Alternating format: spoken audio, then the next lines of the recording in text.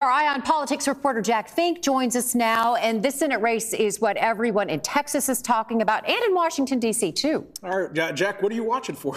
Well, Ken and Karen, this is what I call a clash of the Texas Republican Titans. And after tonight, the winner will move on to November and face Democrat James Tallarico, and the loser will finish out the rest of his term and leave office at the end of the year.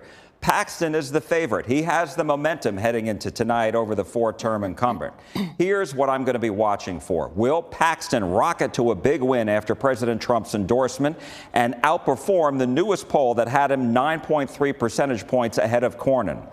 Will Cornyn's big advantage when it comes to ad spending, $80 million more than Paxton, help blunt the president's endorsement? Will Cornyn's supporters show up like they did during the March 3rd primary when he came in just ahead of Paxton? And will those who voted for Congressman Wesley Hunt of Houston in March support Paxton after Hunt endorsed him? History could very well be made tonight, and the Cornyn era could be coming to an end after 24 years in the Senate. Now, there's another exciting race tonight in Dallas. It's the Democratic primary runoff between former Congressman Colin Allred and the woman who succeeded him in office, Congresswoman Julie Johnson. They're vying for their party's nomination in the newly drawn 33rd Congressional District, which is now only in Dallas County.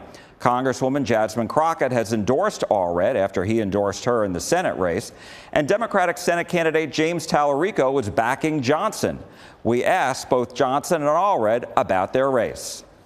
All I know is what we're seeing at the polls. You know, we're having a lot of support. People are coming up saying they voted with us, letting us know they're with us. When we're at doors, I'm coming to vote for you. We're just getting a ton of support everywhere we go, so we're feeling really good about our options here. And we have so much on the line in this election. I want to make sure that we have a representative who will stand up to this president, who will protect our voting rights and restore those voting rights that have been under historic assault. And we'll make sure that working people feel like they can get ahead. And that, to me, is one of the most important things. I know Jasmine cares about that as well. Allred has criticized Johnson's past stock trades, including Palantir, which works with ICE.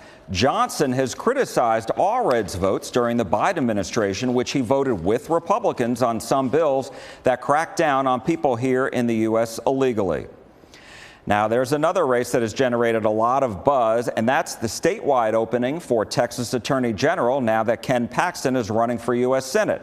You've no doubt seen all the TV ads in the Republican primary runoff between State Senator Mays Middleton of Galveston, who came in first on March 3rd, and Central Texas Congressman Chip Roy.